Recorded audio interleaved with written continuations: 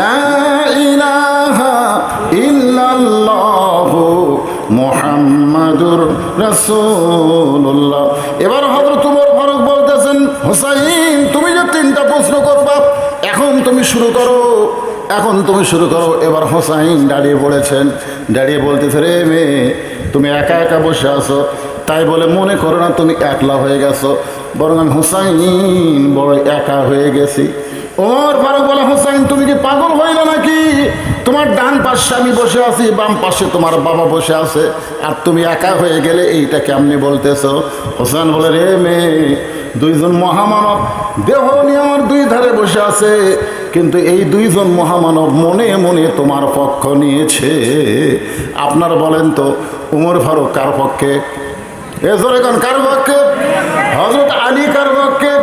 কিন্তু বসে আছে হোসেনের 2 জন 2 পাশে বসে থাকলেই পক্ষ দেয় না। বাজান গো, মন যার পক্ষ নেবে এটাই হলো আসল পক্ষ। জোরে কোন কথা ঠিক কিনা? এবার ওমর ফারুক বলেন, হোসাইন তাহলে তুমি প্রশ্ন শুরু করো। এবার হোসাইন বলতেছে, আমার 1 নম্বর প্রশ্ন হলো, রে মেয়ে প্রশ্নটাকে ভালো করে শোনো, তারপরে উত্তর দিয়ে পারবা। প্রশ্ন যদি না বুঝো তাহলে উত্তর কেমনে দিবা? আমার 1 নম্বর প্রশ্ন হলো, আমার মাকে তুমি জানো? আমার মাকে তুমি জানো? সঙ্গে সঙ্গে হরতালি চমকে উঠছে। হরতালি চমকে ওঠার কারণ হলো, আমি ছেলের সাথে আছি, অথচ ছেলেটা আমার বাবাকে তুমি জানো? এ বাবার কথা না বলে মায়ের কথা বলতেছে, কারণ বাবা আনন্দে মাতিয়া সাগরে ভাসাইয়া সেই যে চইলা যায় খবর লয় না। মাজন ধরিয়া উদরে কতই যতন করে, 10 মাস পরে পায় প্রসবের বেদনা। একটা সন্তানের জন্যে একটা ভালো মায়ের দরকার। মা যদি ভালো হয় তার সন্তান আল্লাহর ওলি হয়। আব্দুল কাদের জিলানী আল্লাহর ওলি হওয়ার পেছনে তার কারণ হলো মা। ধরে কারণ সুবহানাল্লাহ। একজন খ্রিস্টান নেপোলিয়ন বলেছে, তোমরা যদি ভালো একটা সন্তান চাও তাহলে ভালো একটা মায়ের দরকার। এই জন্য হোসেন বলতেছে, আমার মাকে তুমি জানো? সঙ্গে সঙ্গে মেয়েটা পর্দার উপর থেকে বলতে, হোসেন আপনার মাকে আমি চিনি। প্রশ্ন করেছে, আমার মাকে তুমি জানো? কিন্তু মেয়েটা বলতেছে, আমি হোসেন আপনার মাকে আমি চিনি। ওমর ফারুক জিব্বাত কামড় খাইছে। জিব্বাত কামড় খাওয়ার কারণ হলো 3টা প্রশ্নের উত্তর তো দূরের কথা, 1 নম্বরে আউট হয়ে গেছে। কারণ প্রশ্ন করলো কি আর মেয়েটা উত্তর দিল কি? প্রশ্ন করেছে, আমার মাকে তুমি জানো, আর উত্তর দিয়েছে আমি চিনি। আপনার বলেন তো, জানা আর চেনা 2টা কি এক নাকি? বাংলার মুসলমান কোরআন শরীফ সম্পর্কে জানে যে কোরআনের চাইতে ভালো কোনো কিতাব দুনিয়াতে নাই। কোরআন দুনিয়ার কোনো কিতাব না, লৌহে মাহফুজ থেকে আল্লাহ দুনিয়াতে প্রেরণ করেছে। ধরে কোন কথা ঠিক কিনা? এটা সবাই জানে। অনেক খ্রিস্টান কোরআনের ভুল ধরতে এসে কোরআনের মধ্যে ভুল না পেয়ে নিজেই মুসলমান হয়ে গেছে। তার মধ্যে মরিস বুকাইল একজন। বাজানগ সবাই জানে কোরআন সত্য। হিন্দুদেরকেও যদি বলা হয় তারাও বলবে আমাদের গীতার মধ্যে, আমাদের ত্রিপিটক পুরাণের মধ্যে ভুল আছে, কিন্তু আল্লাহর কোরআনের মধ্যে কোনো ভুল নাই। ধরে কেন সুবহানাল্লাহ। অন্য ধর্মের লোকেরাও পর্যন্ত কোরআনকে সবার উপরে সম্মান দেয়। আমেরিকা একটা লাইব্রেরি আছে, একজন ফেসবুকের মধ্যে পোস্ট করলো, লাইব্রেরিতে লক্ষ লক্ষ কিতাব আছে, বই আছে, কিন্তু সবার উপরে যেই কিতাবটা রাখা হয়েছে তার নাম হলো আল্লাহর কোরআন। ধরে কেন সুবহানাল্লাহ। এই জন্য আল্লাহ কোরআনে বলেছেন, কুল জাল হক ওয়া যাহাকাল বাতিল ইন্নাল বাতিলা কানা যাহুকা ওয়া নুনাজ্জিলু মিনাল কুরআনি মা হুয়া শিফাউ ওয়া রাহমাতুল লিল মুমিনিন। আল্লাহু আকবার। ওমর ফারুক জিব্বাত কামড় খাইছে। কিছুক্ষণ পর মেয়েটা বলতেছে, হোসাইন আপনি প্রশ্ন করলেন, আমি উত্তর দিলাম, আমার উত্তর হইল কি হইল না, আপনারা 3 জন বিচারকের কেউ যে কিছুই বলেন না। ওমর ফারুক বলে, কেমনে হবে? তুমি প্রশ্নই বোঝনি। প্রশ্ন করেছো আর মাকে তুমি জানো, আর তুমি উত্তর দিলে আমি চিনি, তুমি কেমনে চিনবা? কারণ হোসেনের মা এমন একজন নারী, তাকে দুনিয়ার সবাই জানতে পারে কিন্তু কেউ চিনতে পারবে না, কারণ তার কবরটা পর্যন্ত কোন জায়গায় আজ দুনিয়ার কোনো মানুষ খুঁজে পায় না। ধরে করেন সুবহানাল্লাহ। যারা জান্নাতুল বাকি জিয়ারত করেন সবাই জানেন জান্নাতুল বাকির মধ্যে ফাতেমার কবর। গভীর রাত্রে হযরত আলী ফাতেমাকে কবর দিয়া যখন আল্লাহকে বলতেছে, আল্লাহ ফাতেমাকে কবুল করে নাও, এ কথা বলার পরে তাকায় দেখে সামনে কয়েকটা পুরাতন কবর দেখা যায়। এইমাত্র ফাতেমাকে কবর দেওয়া হয়েছে, সেই নতুন কবর আর নাই। হযরত আলী জান্নাতুল বাকির মধ্যে দৌড়ানো শুরু করলেন। এখনই ফাতেমারে কবর দিলাম, সেই নতুন কবরটা গেল কোন জায়গায়? কে যেন চিৎকার দিয়ে বলে, আলী ফাতেমা পর্দা নিশি, আমি আল্লাহ জোহরা ডিগ্রি দিয়া ফাতেমার কবরটাকেও কিয়ামত পর্যন্ত পর্দা করে দিয়েছি। আর মেয়েটা বলতেছে আমি চিনি। বাজান উমর ফারুক বললেন, তুমি কেমনে চিনবা হোসেনের মাকে?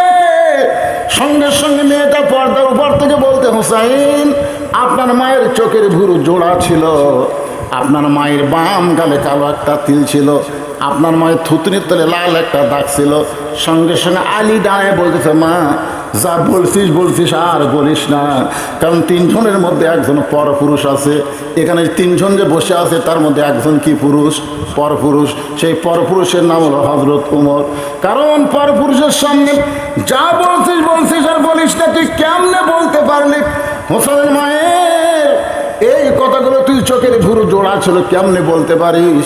বাম গালে একটা তিল ছিল কেমনে বললি মা? থুতুনির তলে লাল একটা দাগ তুই কেমনে বলতে পারলি? এটা বলতে পারে আমি স্বামী হওয়ার কারণে, এটা বলতে পারবে হোসাইন তার সন্তান হওয়ার কারণে। তুই কেমনে বললি? মেয়েটা কান্দের বলে, মুরব্বী ওই রোমের জেলখানায় যখন বন্দি ছিলাম, শেরদিল কারারক্ষী নামে একটা কারারক্ষী আমাকে সকালবেলা 3টা করে চাবুক, বিকেলবেলা 3টা করে চাবুক মারত। এই চাবুকের আঘাতে এক সময় আমি বিরক্ত হয়ে বললাম, আল্লাহ তুমি আসো আসমানে আর আমার নবী আছে রওজায়, এই রোমের জেলখানে আমাকে দেখার মতন কেউ নাই। এইবারে কানতে কানতে যখন বেহুশ হয়ে গেছি, এমন সময় দেখতে পাই একটা নূরের পুতুলি আমার শিওরের পাশে বসে আমার মাথায় হাত দিয়ে কাঁদতেছে। আমি স্বপ্নের মধ্যে বললাম, আপনি কে গো? জান্নাতের হুরি না বেহেস্তের পরি? আমার মাথায় হাত দিয়ে বলে, মা আমি জান্নাতের হুরিও না বেহেস্তের পরিও না, আমি হলাম জগৎ বিখ্যাত মা ফাতেমা। তুমি যখন জেলখানার মধ্যে বলতেছ আল্লাহ আসমানি নবী মদিনায় আমাকে দেখার কেউ নাই, আমি স্বপ্নে তোমার সঙ্গে দেখা দিয়ে দিলাম।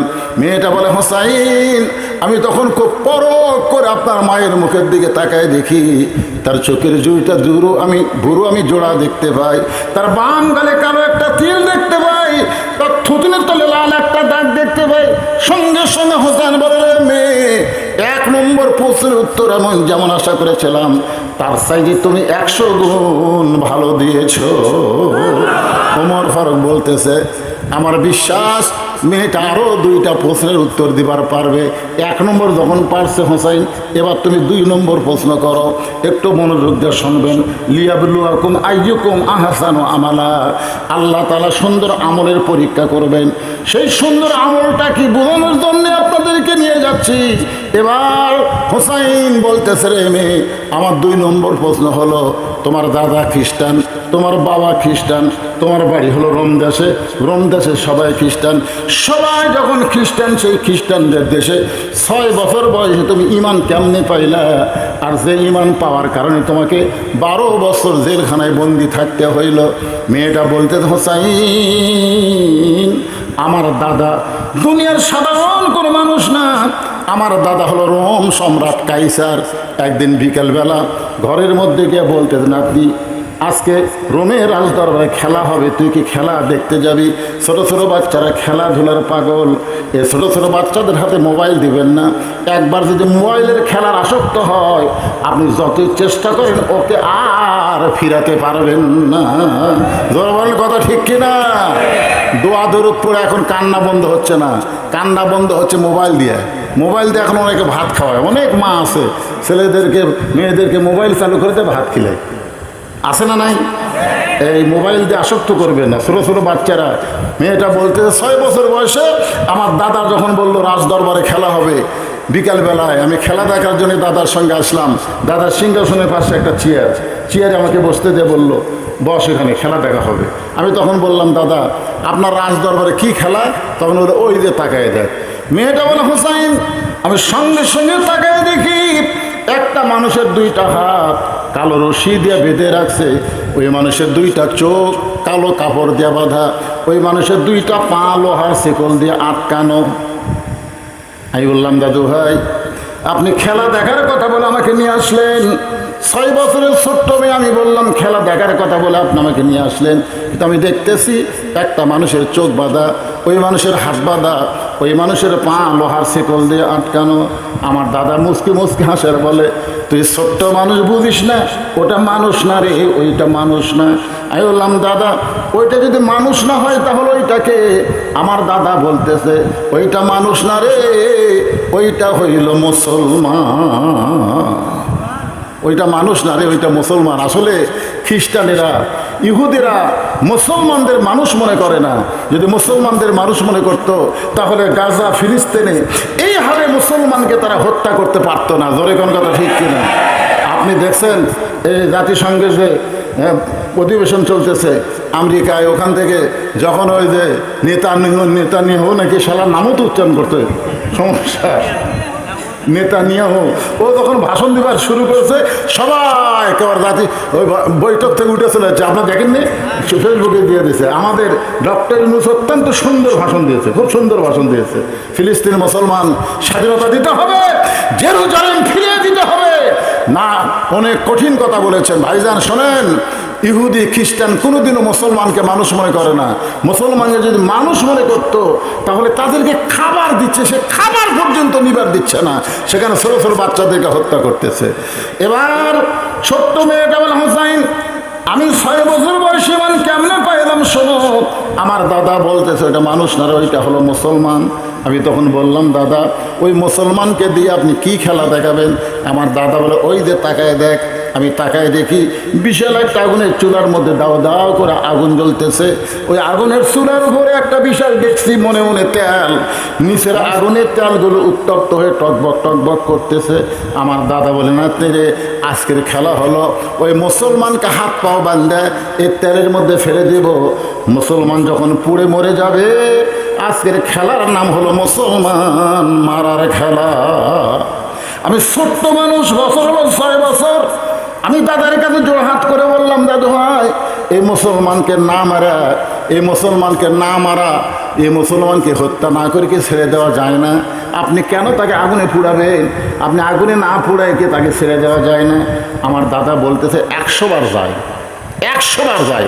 খালি একবার যদি বলে আল্লাহ রসুল মানি না, খালি যদি বলে আল্লাহ রসুল মানি না বলাও সারা, হাতের বাঁধন, চোখের বাঁধন, পায়ের শিকল খুলে দেওয়া সারা। আমি ছোট্ট মানুষ কাছে গিয়ে বললাম মুসলমান যদি তুমি বাঁচতে চাও তাহলে একটা বার শুধু বলো আল্লাহ রাসূল মানি না, তাহলে আমার দাদা তোমাকে মুক্ত করে দিবে। মুসলমান চোখ বাঁধা, হাত বাঁধা, পাও বাঁধা, কিন্তু মুখ তো আর বাঁধা না। মুখ দিয়ে বলতেছে মা তুমি ছোট্ট মানুষ, তুমি বোঝো না, যারা মুসলমান হবে দরকার হলে তারা গোটা দুনিয়া ছাড়বে, কিন্তু এক মুহূর্তের জন্য আল্লাহ রাসূল ছাড়বে না।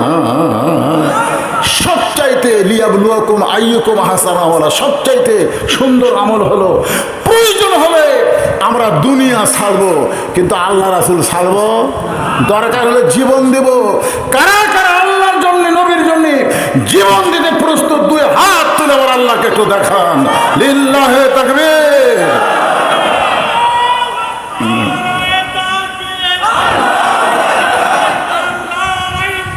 সৎ লোকের শাসন চাই। লিল্লাহে তাকবীর। আল্লাহর বান্দার একটু মনোযোগ দিয়ে শোনেন। মেয়েটা বলতেছে হোসাইন যখন মুসলমান বলতেছে দরকার হলে জীবন দেব, দরকার হলে ফাঁসির মঞ্চে যাব, কিন্তু রাষ্ট্রপতি